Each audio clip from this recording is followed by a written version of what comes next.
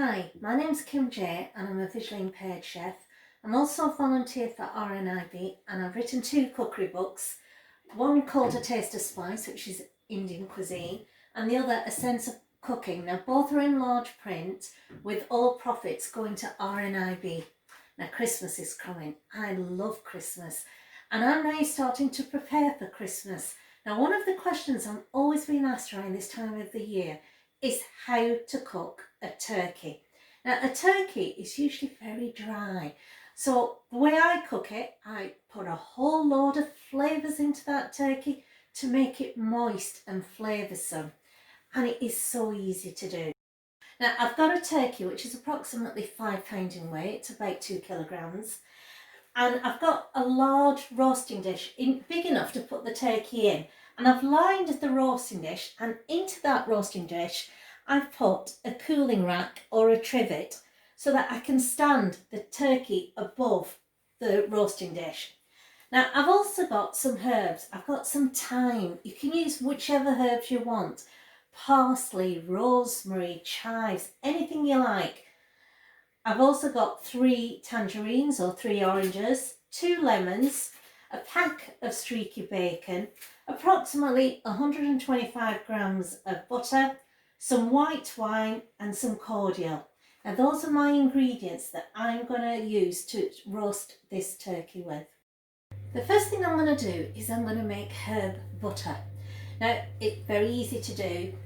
I've got the butter and I've got my thyme, and I'm going to take the thyme leaves off the stalk. You don't want the stalk because it is so wooden and fibrous. You don't want that to go into this turkey. Once you've taken the leaves off, if you've got rosemary, parsley, whatever, do the same. You take the butter. Now the butter needs to be soft. Now this is quite hard, so I'm going to put it into my microwave to soften up. And yes, my microwave talks. It makes life in the kitchen so much easier when you're visually impaired, when you have all these accessible equipments. Low, defrost, medium high, 10 seconds, 10 seconds, So 20 seconds. I'm just going to soften it up. 20 seconds. 3, 2, 1. Time completed. Door open. Beware hot contents. I've pulled the butter out Door closed. of the microwave. Now I've got a small food processor here, so I'm going to put this butter into this tiny food processor. If you don't have a food processor, don't worry, put it into a bowl and just mix it by hand. Now it doesn't matter if some of the butter has melted, it really doesn't matter at all. Now into there I'm going to put those herbs. Now I use all sorts of herb butters. I make my own garlic butter, just add 2 or 3 cloves of garlic into this butter, paprika butter, chili butter, tarragon butter, anything you want. And if there's any left over, don't throw it away. Just put it in the freezer, and whenever you need a little bit, you can take it out and use it. Great sort of in sauces, when you're cooking vegetables, very versatile. Now with one of the lemons, I've grated the rind, and I'm putting this lemon rind into this butter mixture with the thyme, and I'm just going to blitz it up. I blitz it, so once it's all blitzed and mixed up, I'm going to put it into the fridge or the freezer to set, and then it's ready to use. Normally with a roast I would stuff it with stuffing, but a turkey is so dry, so rather than stuff it with stuffing, which I make and put separate, I use citric fruits. So that's the lemons and the tangerines or the oranges. Now getting a sharp knife, you score the lemons and the tangerines. Now what I mean by score is you just run the knife along the lemon deep enough to cut into the flesh, but not all the way through, about 1/2 centimetre in, and you keep doing it all around your fruit until it's almost like segmented. And what this does is when it's in the turkey and it's cooking, it allows all that juice and that moisture to seep out and keep that turkey moist and flavoursome. If you're not confident with a knife and scoring, all you have to do is just stab the orange and lemons every so often. That will do the trick just as well, so you're not worried about cutting into your fingers. I've put the oven on at 175 degrees and I'm now going to prepare the turkey. Now usually when a turkey comes, there's a string where the drumsticks are. Now if there is a string, or if there's a piece of skin that they've tied there, just cut it and that will loosen the turkey. Now the front of the turkey is the one with a large cavity. Now if you put your hand in the cavity and from behind, somewhere in there, you will find a bag of giblets. Now giblets are things like kidneys, livers and whatever. You can cook this up in some water and make a stock if you want, so put that to one side. Now I'm going to stuff this turkey with those oranges and lemons which I've scored. You need to push them in as far as you can. Now this will not only flavour it, but it will help to block out any air in that cavity and allowing the turkey to cook properly. Now that I've stuffed the turkey, what I'm going to do is I'm going to start buttering it up. Now first of all, going to where the front of the turkey is in the cavity, I'm going to slightly lift the skin and I just want to run my fingers just under the skin so it creates a cavity between the skin and the flesh. You don't want to break the skin, it doesn't matter if it does, so don't worry if you do, but just loosen that skin on both sides of the turkey as far as you can go, just gently easing your fingers in. Now once you've done that, you get that butter that you've made and you slip the butter underneath that skin, just little lumps of butter. Now this will not only flavour the flesh, but it will also keep it lovely and moist.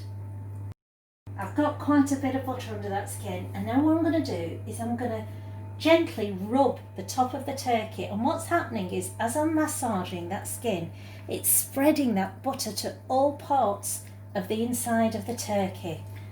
Now getting in a little bit more butter, I'm going to rub it over the drumsticks and all over the rest of the turkey so it has a lovely film of butter on top. Now at this stage, I'm going to put some bacon on top.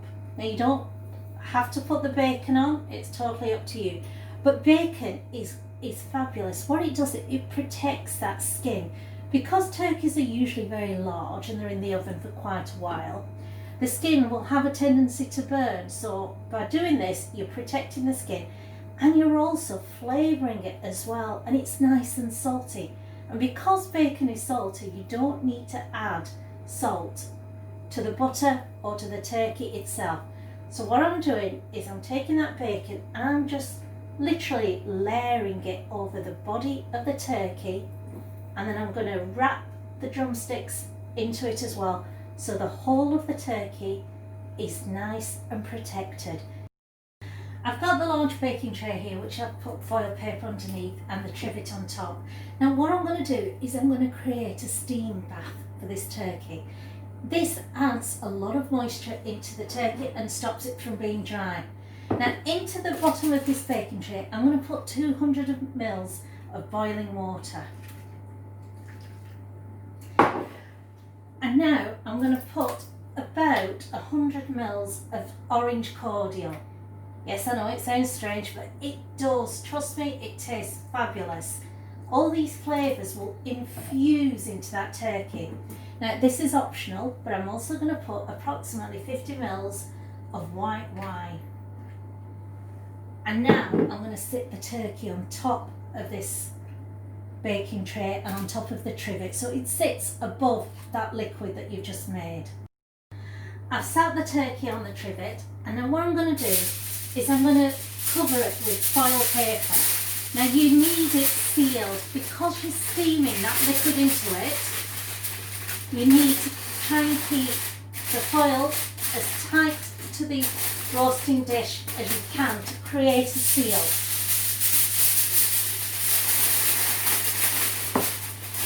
Now how long do you cook a turkey for?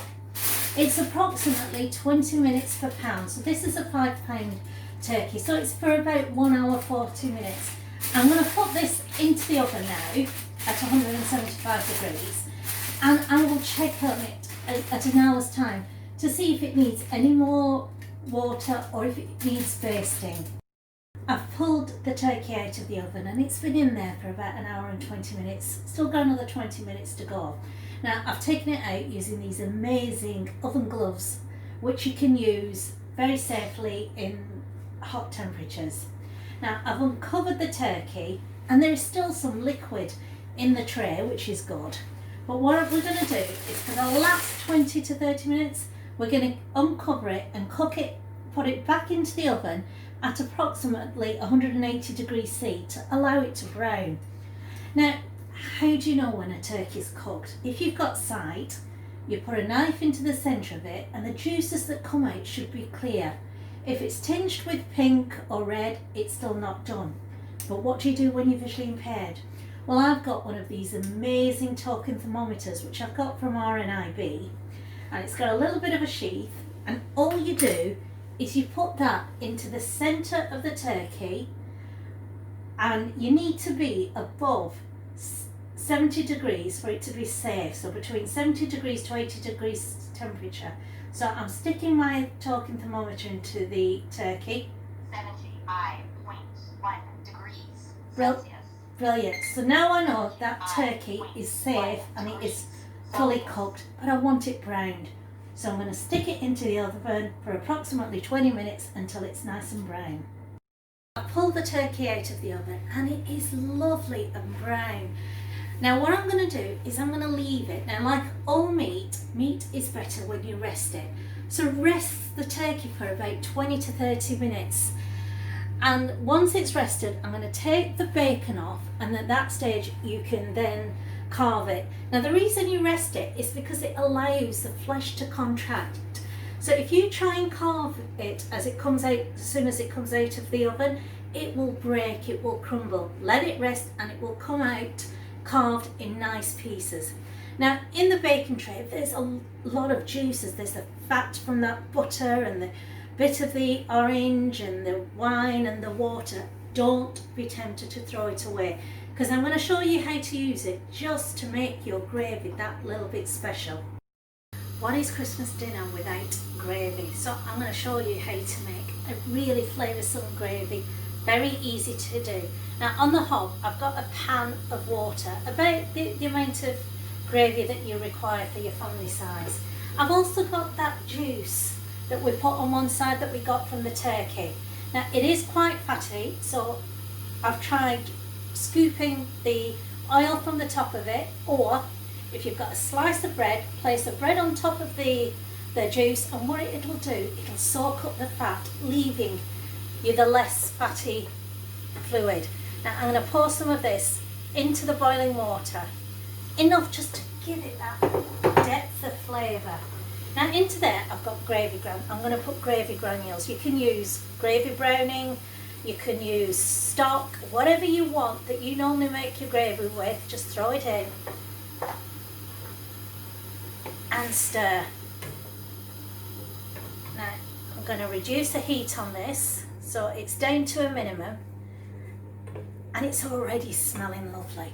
But it's Christmas Day and you want to make it that little bit of special.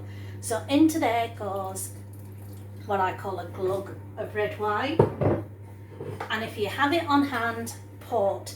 Now it's up to you if you want to use alcohol or not. It does make a bit of a difference. And then you bring that to the boil.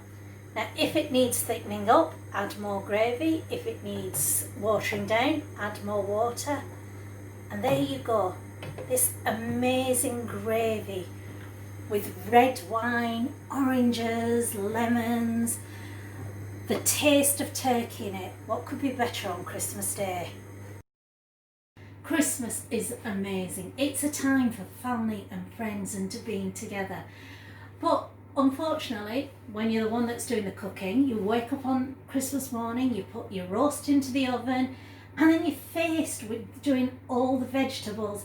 And this is taking time away from your family. It's taking time away from watching your children or grandchildren opening their presents. So it's the one time of the year that I prepare in advance. So the night before Christmas Eve, I will prepare all my vegetables so that on Christmas Day there's very little to do and I can enjoy my time with the family. Now, alright, granted, the vegetables, because they are pre-cooked, aren't as flavoursome and as fresh as they would be if you cooked on the day, but what you get in return is that precious time with your family. Now, I've got an array of vegetables and ingredients that I've pulled out of my cupboard just to show you what you can do.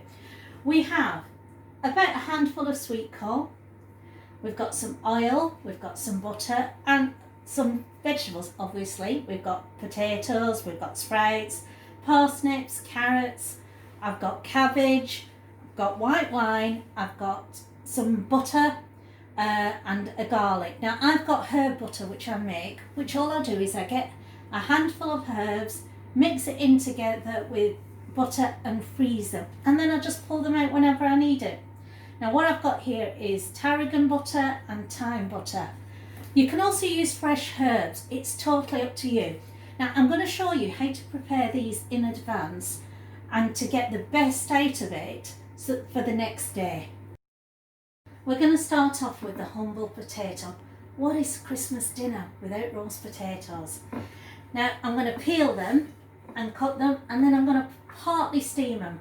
Now I've got here a lovely gadget called a palm peeler, which I've got from RNIB, and it's got a hook that you can just hook into your middle finger, and it's got this lovely protective case, which for me is brilliant because it means that the blade stays covered when I put it into the cutlery drawer, and it's safe, especially when you don't have sight. Now using the palm peeler, I'm just going to scrape it along the side of the potatoes and peel them. Now people always ask, how do you know that you've got the peel off? Feel with your fingers. The potato itself is sort of slightly slimy, and when you get to the potato peel, it's more rougher. So peel all your potatoes and prepare them for steaming.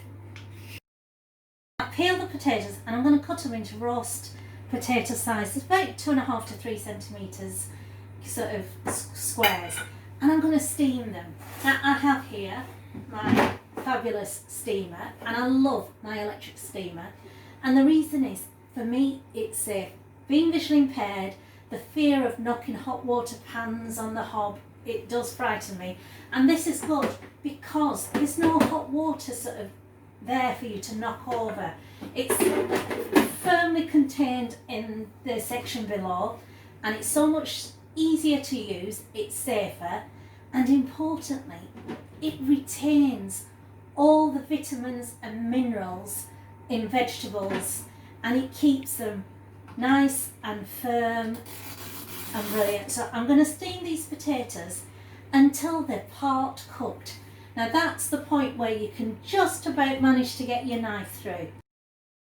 I've got the parsnips and the carrots, and I have done them in different ways. So with the carrots, I've just sliced them so they're round circles, or you could do sticks with the carrots and the parsnips, or you could even do julienne, which is where you, using the palm peeler, you finely slice the carrots and the parsnip together. Be inventive, make Christmas a little bit more interesting. Now what I'm going to do is I'm going to steam these as well. Now again, we want it so that it's just cooked. And I know what everyone's thinking, if you cook vegetables beforehand, they go soggy afterwards. Not the way that chefs do it. What you do is you part cook them, and then you immerse them into cold water, preferably cold iced water. Leave them in for 30 seconds and it will retain the flavour and it will retain the colour, and then when it comes to the next day, you can then just finish off the cooking and everything is done and prepared. So I'm putting this into the steamer with my roast potatoes, getting ready. and prepared. I've got the cabbage and I've sliced it very finely, and I'm going to steam that. Now you literally, when it comes to cabbage, you're only steaming it for at the most 5 minutes because they cook really fast. Now I've also got Brussels sprouts here. The humble Brussels sprouts, who doesn't love them? Alright, I can hear 3/4 of the UK, probably more, groaning at the thought of Brussels sprouts, but they are delicious. They're full of minerals and iron, and can't have Christmas dinner without Brussels sprouts. So I'm also going to put this in the steamer. Again, we're going to cook it until the knife just starts to go through. It will cook longer than the cabbage, so it'll be about 5 minutes. But there is an alternative method that you can use with Brussels sprouts, which I'm going to show you next.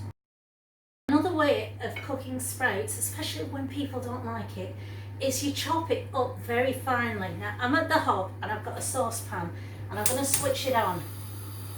Now into the saucepan I'm going to put about half a clove of garlic, which I've chopped very finely, some butter. I've got tarragon butter here, or you can alternatively put whichever herb that you want, and you let that butter just melt. And then once it's melted, throw in your Brussels sprouts. Now, to make more people eat the Brussels sprouts, especially children, I always add sweet corn, and it tastes delicious with sweet corn. And into that I'm now going to add a pinch of salt, not too much, a pinch of pepper, and you're literally just cooking this for about a minute, no longer, because remember you're doing this the night before. I've pulled the cabbage out of the steamer, and I'm going to show you how to cook it. I'm going to cook it on the hob in a pan just for a couple of minutes. Now I'm going to put into there the thyme butter that I've got. Now whenever I cook any kind of vegetables, I literally just look around my kitchen, see what herbs I've got, see what spices I've got, and use whatever comes to hand, whatever I feel like. Be inventive, be imaginative. Now you can hear that butter just sizzling. Now I'm going to put some sesame seeds in there. And again, you can hear it popping. Now once it's popped, it literally takes seconds, I'm going to put the cabbage in, and literally just a teaspoon of white wine. And into that, a pinch of salt,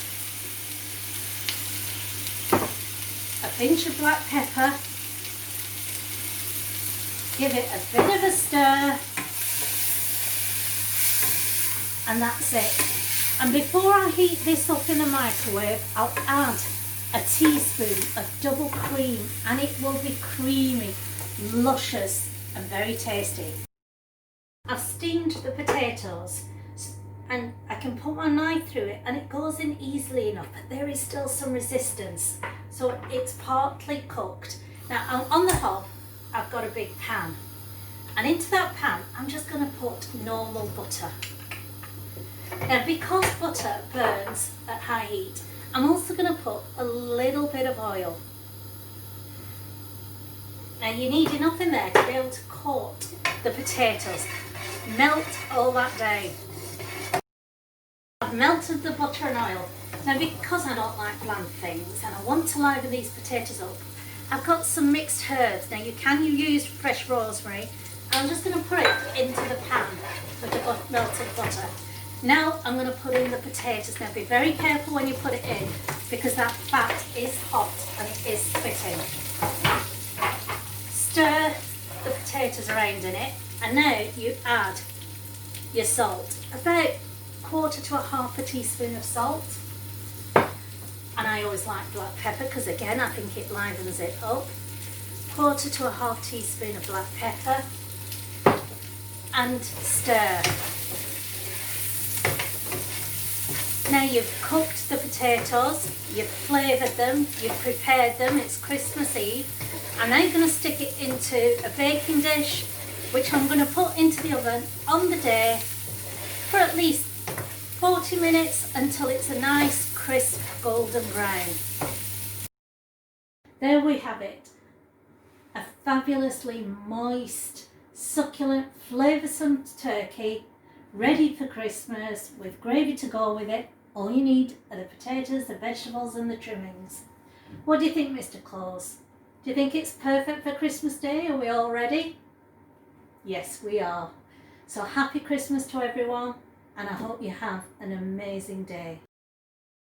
Now you have a recipe for a great dish, but when you're in the kitchen there are certain safety guides and rules that you should adhere to, and which keeps you safe. Now, one of the things that I do before I start cooking is I make sure that I've got shoes on that are sturdy with good grips. I make sure that there's nothing on the floor that I can trip over, and there are no spillages or liquid or condensation on the floor that makes it a bit of a hazard. Now, before cooking, the first thing that you do, as we all know, is wash our hands thoroughly. And especially when you're dealing with raw meat at every stage, wash your hands thoroughly. It stops cross-contamination. It keeps you and your family safe. When you're using the oven and the hob, know your oven and hob really well. Now, I use tactile markings so that I know exactly what temperature to put the oven on and what setting, so that I've not put the grill on when I should be putting the oven on. Now, with the hob, whenever you're sort of putting anything on the hob, make sure the handle is not sticking out. Now, I like to keep the handle at approximately 10 to 12. And the reason for that is it's not near enough to the unit for you to accidentally knock it off. It is not over another hob which may be on, so the handle's getting hot. So this is the safest position.